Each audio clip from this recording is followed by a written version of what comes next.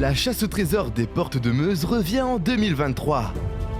Pour cette 9e édition, venez découvrir 6 nouvelles étapes à la découverte des trésors du sud meusien. Une véritable chasse au trésor vous attend en pleine nature à l'aide de l'application Baludique ou d'une carte en papier. Plus de 150 lots sont à remporter. Renseignements auprès de la Codecom des Portes de Meuse.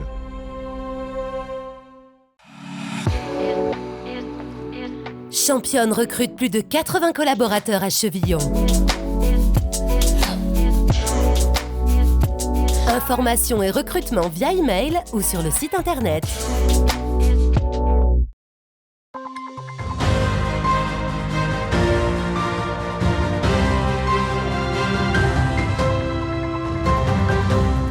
Bonsoir à toutes et à tous, vendredi 7 juillet, voici les titres de cette édition.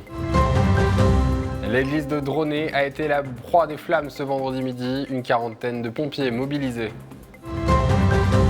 Le brevet des collèges a dévoilé ses résultats ce mercredi, la fin du suspense pour les collégiens des académies Nancy-Metz et de Reims. La Joconde est rhabillée pour l'été grâce aux élèves des écoles élémentaires Bragarde, un projet de la RMN Grand Palais. Bar-le-Duc accueillera dans quelques mois le championnat de France de tarot. Le président du jeune club barézien est notre invité. L'actualité ce vendredi 7 juillet, d'abord marquée par cet incendie à Dronay dans la Marne. Il ne reste plus rien de l'église à pans de bois du village, édifice datant du XVIIe siècle, classé monument historique. L'alerte a été donnée peu avant midi. L'incendie a mobilisé près de 41 sapeurs-pompiers et 11 véhicules. Le feu s'est propagé à une haie et à un champ, mais les pompiers sont parvenus à le maîtriser, permettant notamment de préserver une maison située à proximité de l'église. Environ 1000 m² de champs sont néanmoins partis en fumée. Je vous propose d'écouter le prêtre de l'église, le maire du village d'environ 200 âmes et le témoignage d'une habitante qui sont évidemment sous le choc. Propos recueillis par Manon de Fontis avec Angélique Boilet. Dieu sait si ces églises à pans de bois sont importantes justement dans la région du lac du Der. Et elles sont visitées, elles sont aimées, à la fois pour leur patrimoine et puis aussi pour leur cachet pittoresque. Et en cela, c'est vrai que c'est une grosse perte.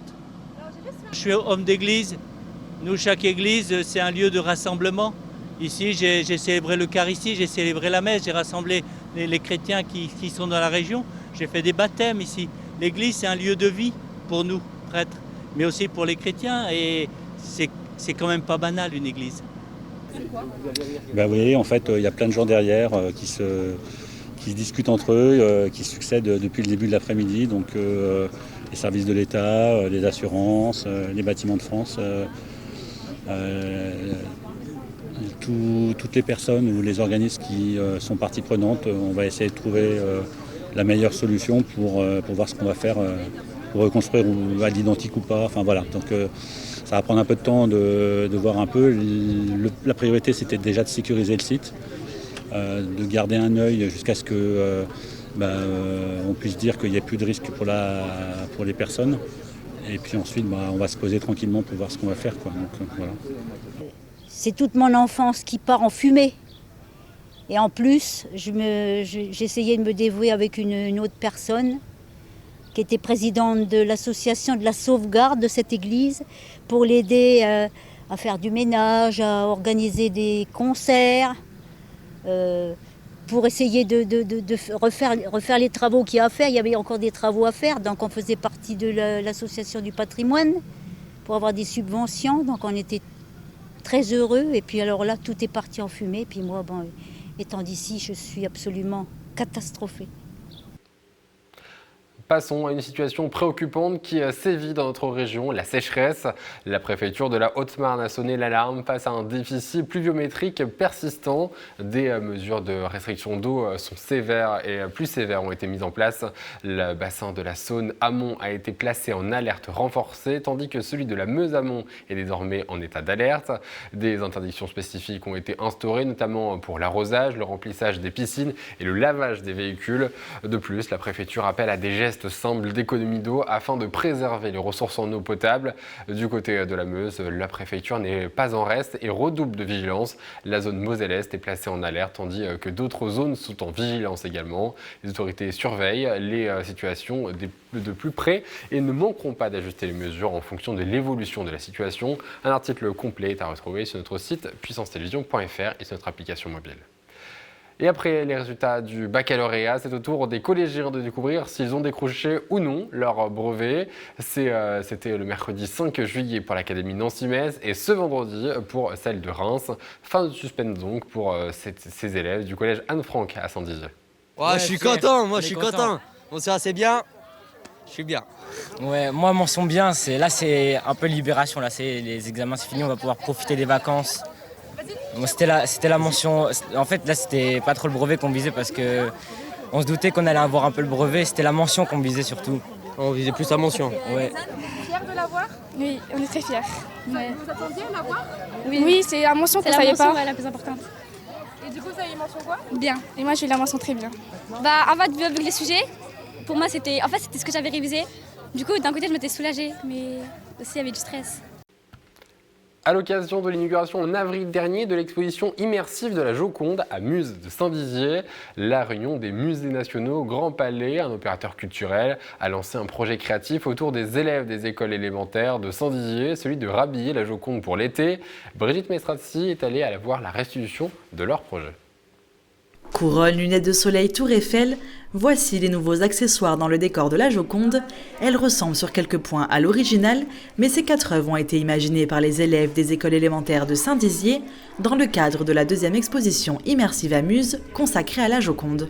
On a commencé à chercher comment on l'aurait habillé, comment on l'aurait fait. Et donc après on a décidé sur le foot, mais il y a eu une bagarre sur le PSG et l'OM. Et donc après on a choisi que le PSG c'est le haut bleu blanc rouge et le bas la jupe ce serait l'Italie. On a collé la tour Eiffel, on a collé la lune et les étoiles. Alors on a fait des choix. Et puis en fait, nous on avait voté pour des autres, mais il n'y avait pas assez de choix et puis tout le monde a voté pour faire les schtroumpfs.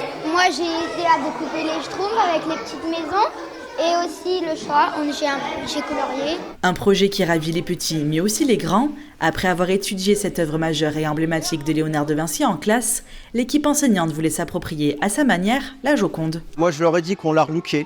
Parce que le tableau datait des années 1500, on faisait la version 2022. Donc chaque élève a travaillé seul sur une reproduction plus petite de la Joconde. Et ensuite les enfants ont voté. Le plus beau chapeau, la plus belle couronne, la plus belle coupe de cheveux, la plus belle tenue. Et chaque élève qui a gagné le vote allait faire sa production. À la fin, tous ceux qui n'ont pas été choisis ont participé pour le fond. Ce projet, organisé par la Réunion des musées nationaux Grand Palais, dont la mission est de favoriser l'accès à la culture sur l'ensemble du territoire et qui a conçu l'exposition, avait pour but de rhabiller la Joconde. On est parti de l'idée que la Joconde, depuis 500 ans, qu'elle ravit le public, elle ne bouge pas. Les visiteurs passent devant elle, mais la Joconde reste toujours dans sa loggia. Donc l'idée a été de lui proposer de partir en vacances aussi, de faire un voyage avec les enfants, et ils ont vraiment produit quelque chose, des œuvres, des créations exceptionnelles, très inventives, très généreuses. On a été vraiment surpris du travail. Vous pouvez retrouver les œuvres des élèves dans le hall de Muse jusqu'au week-end des Journées du patrimoine, les 16 et 17 septembre prochains. Et on termine ce journal pour vous parler d'un événement qui va se dérouler pour la première fois dans le Grand Est. Il s'agit du championnat de France de tarot qui aura lieu du 27 octobre au 1er novembre prochain à Bar-le-Duc. Avec moi pour en parler, le président du Tarot Club du Barrois, Jean-Philippe Krienbeul. Bonsoir. Et donc, comme je le disais, c'est la première fois que cette compétition nationale va se dérouler dans le Grand Est avec une fierté, j'imagine, et certaines retombées qui vont être attendues pour le club. Tout à fait, oui. C'est la première fois qu'on va faire connaître Bar-le-Duc dans toute la France. Et le département de la Meuse aussi. Donc c'est vrai pour nous, le petit club qui a une existence de 4 ans, c'est une fierté, quoi. Donc on rappelle le club que vous avez imaginé, créé donc, dans le Pays Barrois, qui est basé donc à Beurré-sur-Saulx. À Beurré-sur-Saulx, oui, Monsieur Fillon, Gérard Fillon, qui nous a accueillis généreusement dans son village, en nous mettant à disposition une salle pour nous entraîner les vendredis, pour faire quelques compétitions les samedis et dimanches. Donc je leur remercie encore une fois. Et nous, on est au départ, on était 8 joueurs à créer le club. Et puis tout doucement, des nouveaux adhérents sont arrivés et on a une petite vingtaine maintenant à se réunir tous les vendredis. Et donc de là, vous avez candidaté pour recevoir finalement une partie de la Coupe de France, tout à fait. Une partie du championnat de France donc, de tarot, donc on l'a dit pour prochaine date, à la Barroise de Bar-le-Duc. Comment va se dérouler du coup cette étape ? Alors, il y a 2 ans, donc on a postulé avec l'aide du comité Lorraine de Tarot, on a postulé au niveau de la fédération. On a déposé une candidature qui a été acceptée. Ils sont venus visiter la salle, la Barroise. Donc, ils ont accepté les conditions d'hébergement qui se déroulent sur Bar-le-Duc. Et du coup, on va accueillir la Coupe de France. Donc, c'est un championnat de France. C'est une catégorie du championnat de France. Donc, c'est la Coupe de France. Et en parallèle, il y aura des Open qui seront ouverts à tous les joueurs. On va en parler. Juste avant ça, du coup, pour cette Coupe de France, 64 équipes sont attendues et vont s'affronter, du coup, dont une équipe de. Nous, on est la petite équipe, les petits poussés, petite équipe surprise. On s'est qualifié il y a 1 mois en finale de Ligue. Donc, pour nous, c'est un double challenge parce qu'on va être organisateur et participer à notre propre Coupe de France. Donc, c'est une fierté parce que c'est très rarement arrivé que 2 équipes lorraines se qualifient en même temps pour cette compétition, qui est très, très, très relevée. Donc, je vous dis donc un instant, il y aura également à côté de ça les Open nationaux. Qu'est-ce que c'est du coup ? Les Open, c'est des tournois libres qu'on voit régulièrement tous les dimanches ou les samedis dans certains villages. Sauf que là, ils sont régis par la Fédération française de tarot. Donc n'importe qui peut c'est venir. Ouvert à tout le monde. On s'inscrit avant, comment ça se passe ? Oui, on vient le jour même, on vient s'inscrire jusqu'à une demi-heure avant le début des jeux. D'accord. On peut venir s'inscrire à la salle de la Barroise, on paye une inscription et on pourra jouer, voilà. On peut tenter sa chance. Tout à fait. Votre club organise donc cette compétition, mais surtout il participe, donc c'est la première fois, on l'a dit, pour l'histoire du club. Oui. Pour vous, comment ça s'est passé cette préparation avant de pouvoir justement aller se qualifier ? Nous, on est 6 joueurs, parce que la Coupe de France, c'est la spécificité. On peut être jusqu'à 6 joueurs. Bien sûr, il n'y a que 4 qui jouent, donc il y a forcément des remplaçants. On joue par carton.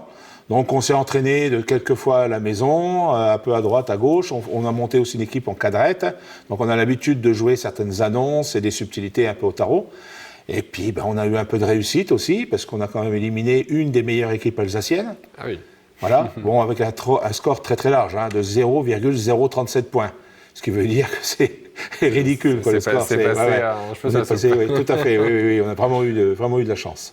Ok, et donc vous êtes toujours peut-être à la recherche de sponsors ou de mécènes ou de bénévoles même pour vous aider dans l'organisation ? Oui, parce qu'on a un budget à peu plus de 40 000 € à mettre en place pour organiser. On a pratiquement bouclé le budget, mais il nous manque encore quelques sponsors, quelques généreux mécènes et donateurs.